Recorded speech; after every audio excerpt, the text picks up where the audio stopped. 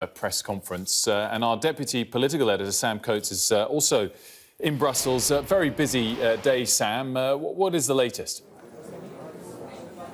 Well, we're waiting, as you say, to find out what was concluded by the 30 or so NATO leaders who've been meeting this morning. Boris Johnson opposite President Macron of France, Joe Biden of the US and Olaf Scholz of Germany, to find out whether or not the NATO alliance is delivering what President Zelensky asked for in that passionate address that you heard some of just now. Now, what Zelensky said was quite important. He didn't reiterate that call, we understand, for a no-fly zone. Instead, he asked for very specific equipment. 1% of your planes, 1% of your tanks is what he asked for in a video address with the NATO leaders. Now, Boris Johnson told us this morning that Britain is already stepping up to the plate. 6,000 more weapons, just under £100 million additional aid for Ukraine. And he very much, having spoken to President Zelensky only yesterday, wants to put the pressure on other Western leaders to do more. Some Western leaders more reluctant than others, particularly when it comes to sanctions. Boris Johnson making clear today that he's going after the, as it were, militia army of President Putin, the Wagner Group. Now, they are thought to be the individuals, the military force going after President Zelensky personally. Boris Johnson will call on other world leaders to increase their sanctions as well. Has it worked? Well, that's exactly what we're hoping to find out about when we get to the press conference led by Jens Stoltenberg, the NATO Secretary General, which should be starting anytime soon. And we will go to it live when it does begin. Sam Coates, for now, thank you so much. Let's go to Ukraine and speak to Sky's Sally Lockwood, who's in Lviv, in the west of the country. And Sally, many ears there, no doubt, will be listening in to what NATO has to announce any minute now. Well, I think in the West, one assumes that that may be the case, but certainly from some of the refugees that we've spoken to here at Lviv train station in western Ukraine, they have far bigger things to worry about. We've just spoken to a family who've arrived here from the southern city of Mariupol, which of course has been devastated in the last few weeks. 3 generations of women from one family, a grandmother, a mother and a granddaughter.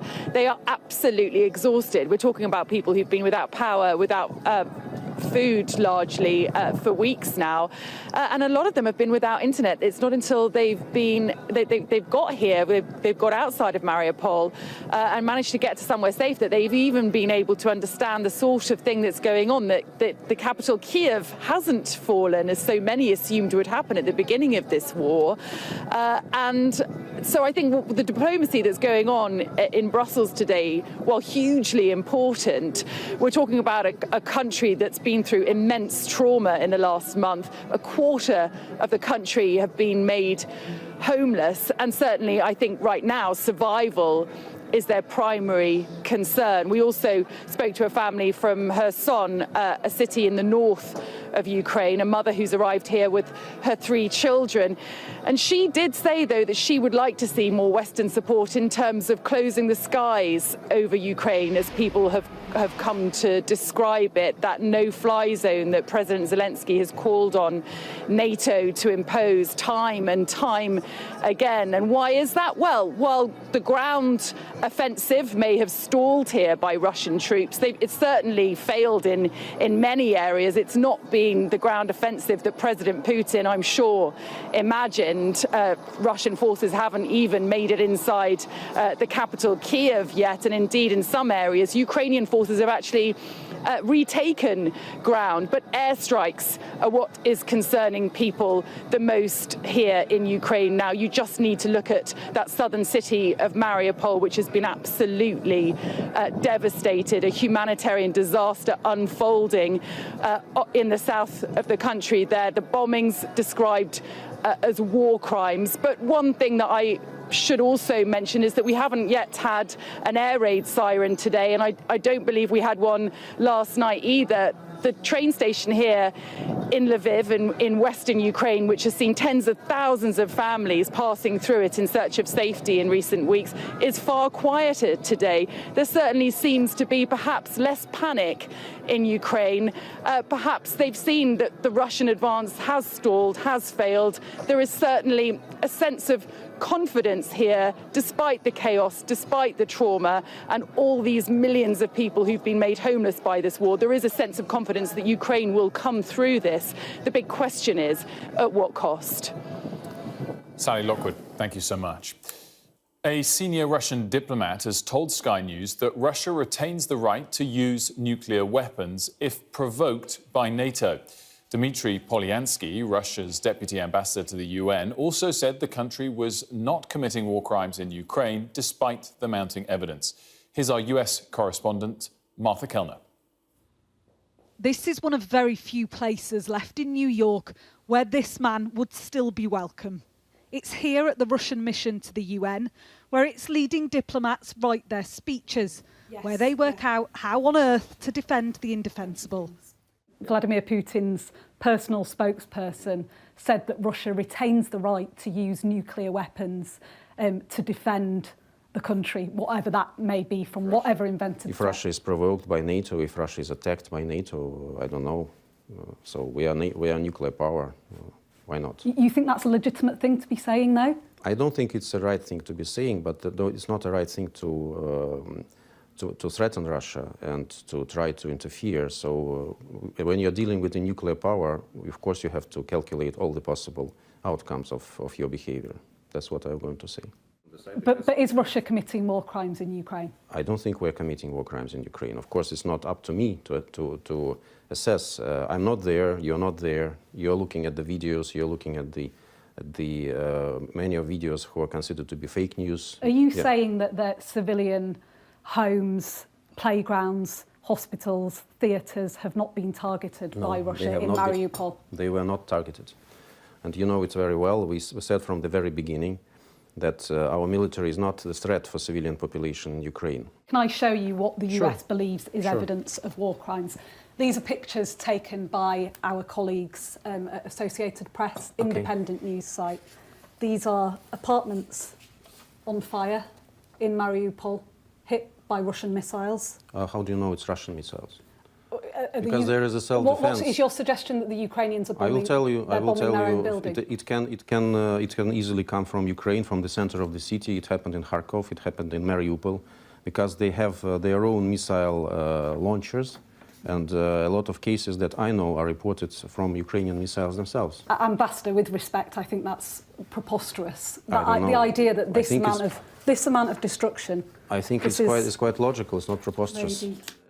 Mr. Polyansky may not believe Russia is guilty of war crimes, but the US says they are. The International Criminal Court will ultimately decide. But with every wild claim being made by its diplomats, Russia becomes increasingly isolated on the world stage. Martha Kellner, Sky News, New York. Martha Kellner there.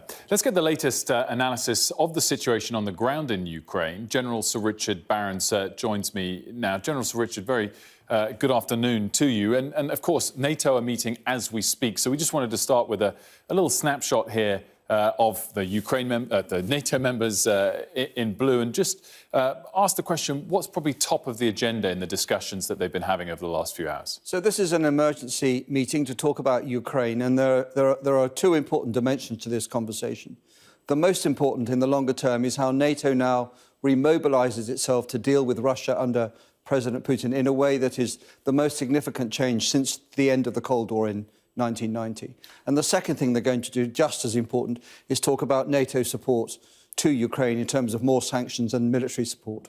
On the topic of military support, if we just dive in a little bit closer, but still with the NATO neighbours clearly in shot, some announcements that have started to come out, some that are expected in terms of reinforcements? Yes, so NATO is going to affirm today it's going to deploy 4 more battle groups. It has battle groups already deployed across NATO, one each to Slovakia, Hungary, Romania and Bulgaria, and they're a sign of NATO assurance and a signal that Article 5 remains inviolate.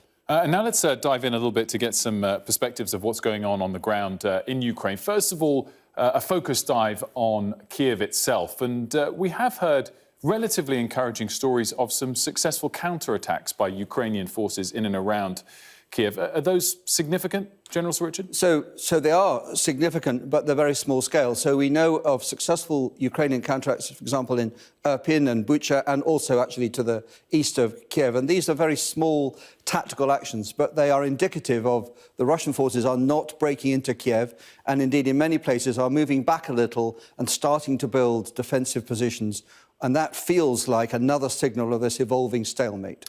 Let's talk about that stalemate if we zoom out and look at all of Ukraine. We've been talking that these red-shaded areas, the land that Russia has seized, haven't changed drastically over the last week, the fourth week of this war.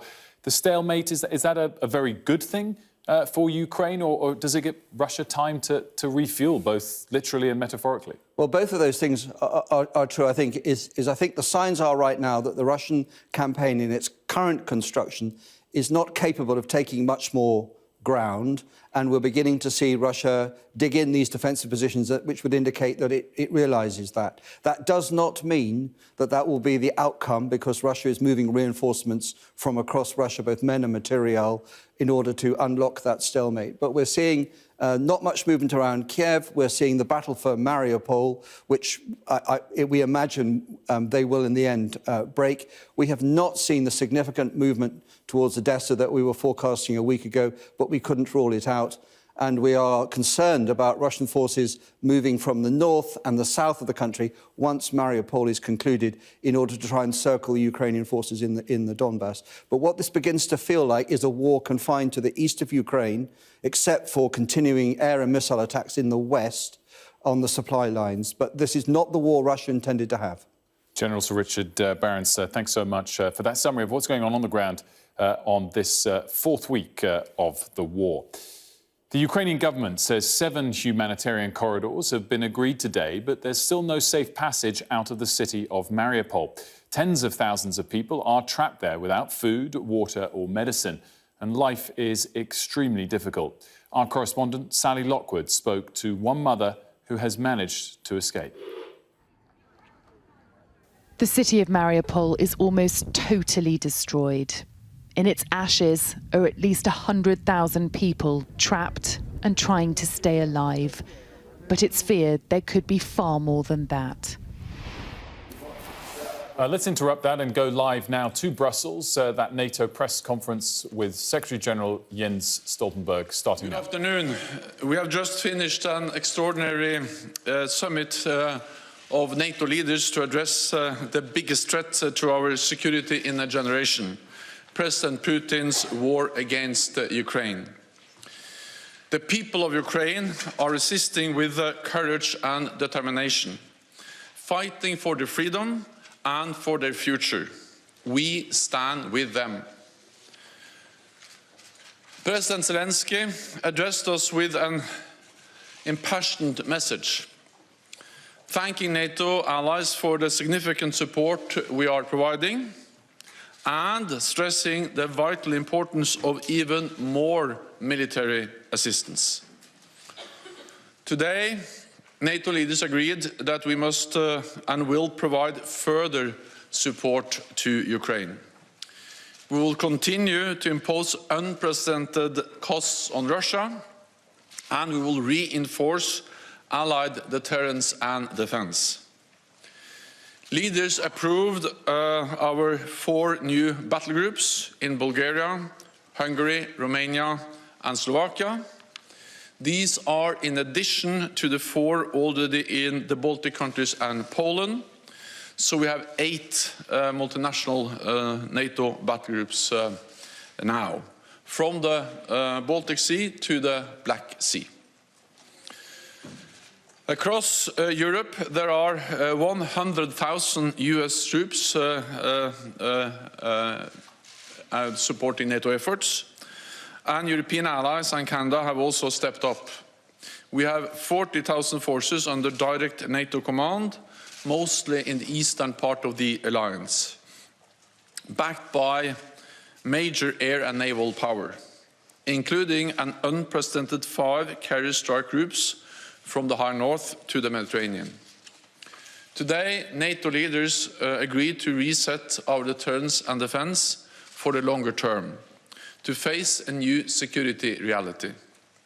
On land, we will have substantially more forces in the eastern part of the alliance at higher readiness, with more pre-positioned equipment and supplies.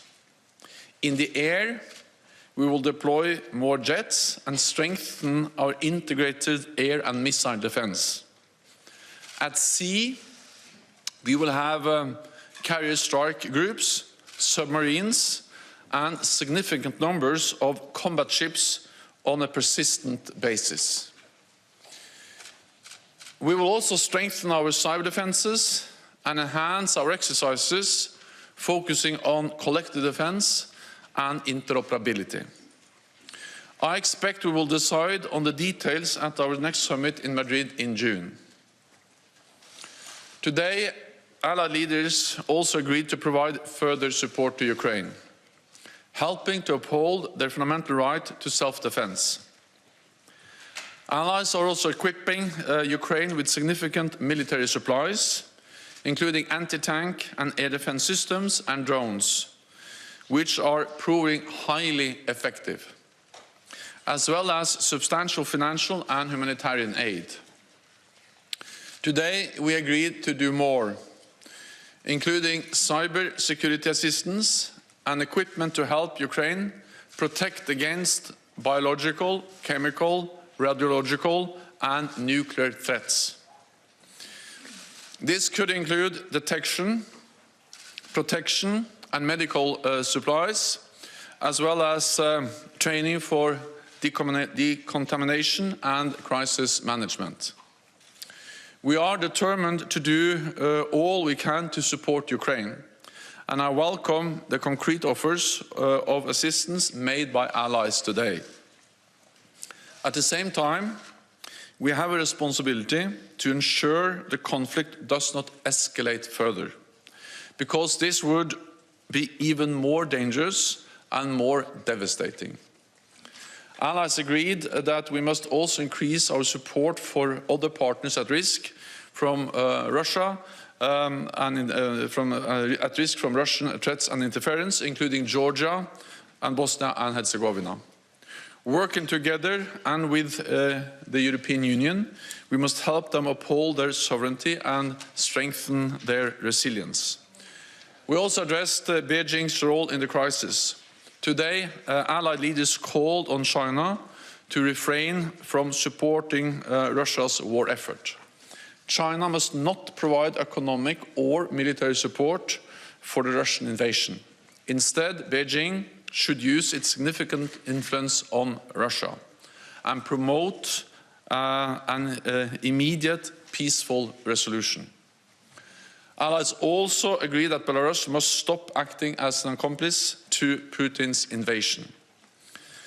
At today's meeting, leaders reaffirmed our strong commitment to NATO's open door policy under Article 10 of the Washington Treaty. NATO enlargement has been an historic success, spreading democracy, freedom and prosperity across Europe. 1 month since the start of Russia's invasion of Ukraine, NATO's security environment has fundamentally changed for the long haul, and we are responding. But security does not come for free, and doing more will cost more. So NATO leaders agreed to redouble efforts to meet the defence investment pledge we made in 2014. Allies will submit additional plans on how to meet the pledge in time for the Madrid summit in June. And I welcome that a number of allies today announced plans for significant increases in defence spending. At this dangerous time, transatlantic unity and solidarity are vital. Europe and North America are standing and will continue to stand strong together in NATO. And with that, I'm ready to take your questions. Okay, CNN. Hi, Mr. Secretary General. Thank you. President Zelensky, in his address to NATO, accused Russia of deploying phosphorus munitions. I'm wondering whether NATO has seen evidence of that and what your response is or would be. And then I'm wondering, did you discuss during this meeting a permanent basing of forces in any of these countries, such as the Baltics, and abandoning the NATO-Russia Founding Act? So we are resetting NATO's deterrence and defense for the long term, with more troops, with more air assets and more maritime capabilities. We have already increased our presence in the East, and today we decided on 4 new battle groups, and the leaders agreed to task our military commanders to provide options for a long-term reset of our presence, our military posture in the eastern part of the alliance and across the whole alliance. Details will be then decided at our summit in June. But that comes on top of what we have already done. So this is long-term. We are prepared for long haul because we can already today say that the Russian invasion, President Putin's invasion of Ukraine, has changed our security environment for the long term. It's a new reality. It's a new normal, and NATO is responding for the long term. We have seen very credible reports about the use of military force against civilians, and of course this is of great concern for all NATO allies. NBC. Secretary General, thank you for taking my question. How do you believe NATO will respond if China begins to support Russia economically and perhaps with military supplies? And also, do you believe that there's a role to play for NATO when it comes to alleviating energy costs? And I'm talking about speaking directly to Saudi Arabia and other OPEC producers. Thank you. So NATO allies are coordinating their efforts when it comes to also energy security, and it was also addressed in the meeting today to step up supplies, to diversify sources of supply, and also to reduce dependence on supplies from Russia. And later on today, I also participate in the G7 meeting, and of course, in different frameworks, G7 working with the EU, there are different formats where NATO allies address the need to strengthen energy security and reduce dependence on Russian oil and gas. Our message to China is that they should join the rest of the world and clearly condemn the brutal war against Ukraine and not support Russia, neither with economic support or, of course, not with military support. Okay, we'll go to Interfax Ukraine, lady in the second row. Yeah. General News Agency Interfax Ukraine. I would like to ask you if Polish leadership put at the table today for discussion the proposal to send peacekeeping mission to Ukraine, and if yes, what kind of discussion it was, and is there some conclusion? Thank you. As we discussed a wide range of issues, and the message is that we have to stand united. And also that we need to provide support to Ukraine, but at the same time we have a responsibility to ensure that this conflict do not become a full-fledged war between NATO and Russia. And that's also the reason why allies have made it clear that we will not deploy troops on the ground in Ukraine, because the only way to do that is to be prepared to engage in full conflict with Russian troops. Okay, Financial Times. Thank you very much, Secretary General. Congratulations on your annual extension. You said in the statement that allies agreed to enhance preparedness and readiness for chemical, biological, radiological and nuclear threats. Is that based on credible intelligence that those threats could be imminent? And how does the alliance strengthen its protection against those threats? Thank you. So we are concerned, partly because we see the rhetoric and we see that Russia is trying to create some kind of pretext accusing Ukraine, United States, NATO allies for preparing to use chemical and biological weapons. And we have seen before that this way of accusing others is actually a way to create a pretext for do the same themselves. And of course, the accusations against Ukraine and NATO allies are absolutely false. Any use of chemical weapons will totally change the nature of the conflict. It will be a blatant violation of international law, and it will have widespread consequences and, of course, be extremely dangerous. It will affect the people in Ukraine, but there's also a risk that will have a direct effect on people living in NATO countries, because we can see contamination, we can see the spread of chemical agents or biological weapons into our countries. We also know that Russia has used chemical agents against its own opposition, and they have used it on NATO territory in Salisbury before.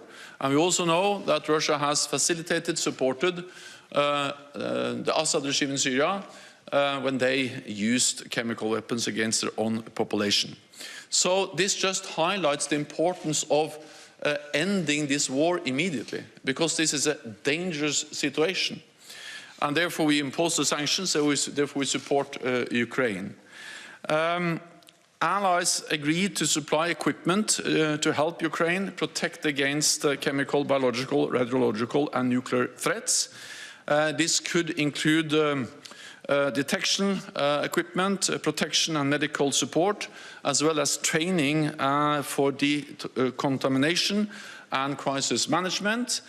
We are also enhancing allies' preparedness and readiness for chemical and biological and nuclear threats.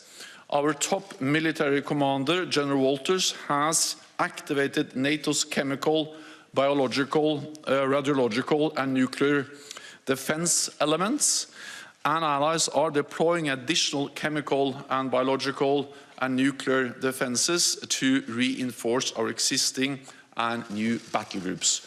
So we are taking measures both to support Ukraine and also to defend ourselves. Okay, we'll go to Al Jazeera. Secretary-General James Bays from Al Jazeera. President Zelensky, when he addressed you, recalled the fact he first spoke to you a month ago, and he says he didn't get clear answers. So this time he asked you specifically for 1% of all your tanks, for 1% of all your aircraft, for multi-launch rocket systems, anti-ship weapons and means of air defence. A very specific list. What is your clear answer? We all listened very carefully to President Zelensky, and many of the leaders in the room have had contacts with him over these weeks. I also spoke with him, and the Ukrainian defense minister participated in our defense ministerial meeting last week. We listened carefully, and of course we took note of his very compassionate message to all NATO allies. NATO allies provide significant support to Ukraine. And we provide also lethal weapons, advanced systems, and also systems that help them to shoot down planes and attack battle tanks with anti-tank weapons, and many other types of systems, including drones. I will not go into the details of the exact type of systems we are deploying. There's close contact between NATO allies and Ukraine. But what I can say is that allies do what they can to support Ukraine with weapons so Ukraine can defend themselves. Self-defense is a right enshrined in the UN Charter. At the same time, we have a responsibility to prevent this conflict from becoming a full-fledged war in Europe involving not only Ukraine and Russia, but NATO allies and Russia. That will be more dangerous and more devastating, and I think we have to be honest about that, and that's exactly what we have been in our meeting today, and also what I say to you in the press conference now. Well, what we do is that we are delivering a lot of equipment, and that is an answer. But I will not go into the details. I don't think that's wise for operational reasons if I listed exactly what and when and how. We are delivering essential equipment to Ukraine. NATO allies have stepped up, and it's essential for the progress they have been able to make in the fight against the invading Russian forces.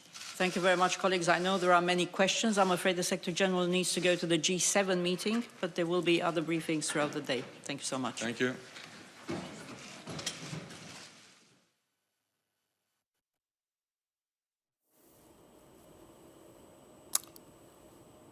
That was the Secretary-General of NATO, Jens Stoltenberg. Let's just sum up some of the key points he just made. First and foremost, he said at the top, we stand with Ukraine. He said that the NATO members in their meeting just now had agreed that they must provide further support to Ukraine and, of course, touched on that point that we were discussing earlier in the show, that the leaders have now approved those 4 new battle groups to be stationed in Slovakia, Hungary, Romania and Bulgaria, and did mention there that this wasn't just temporary, aiming to reset NATO's defence and security position for the long term. So there's about 100,000 NATO troops across Europe right now, and mentioned that various individual member states of NATO are adding their own further help during that. By the way, I should also just mention that we've just had a statement from President Biden that was released during that press conference.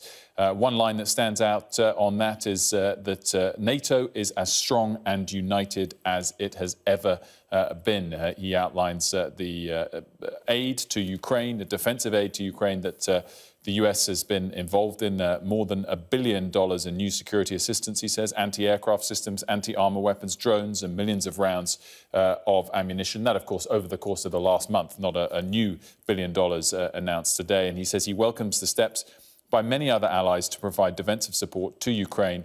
And together, we, NATO, are committed to identifying additional equipment, including air defense systems, to help Ukraine. He, like Jens Stoltenberg just then, also mentioned further announcements expected and that they're planning towards ahead of the next NATO summit in June. Just going back to some of the comments from Jens Stoltenberg, he also said they have seen credible reports of military force against civilians in Ukraine, and concerned by some of Russia's rhetoric that suggests they might be preparing to use chemical weapons. He made clear that any Russian claims or accusations that the West or Ukraine have been using chemical weapons themselves are totally false. He did say that any use by Russia of chemical weapons would totally change the nature of this war. He mentioned the risk that those types of weapons could affect NATO countries, given the potential way that they might spread across borders. And he said he knows that Russia has used those sorts of weapons in the past. That was that press conference from the NATO Secretary-General Jens Stoltenberg, just wrapped up moments ago, alongside some comments from President Biden. Of course, the NATO meetings may have started to wrap up. We still have a G7 meeting. We still have an EU meeting. So lots more going on the ground there in Brussels throughout the rest of this day. One of the first Ukrainian refugees to be matched with a family in England under the government's Homes for Ukraine scheme is spending her first day in Bedfordshire.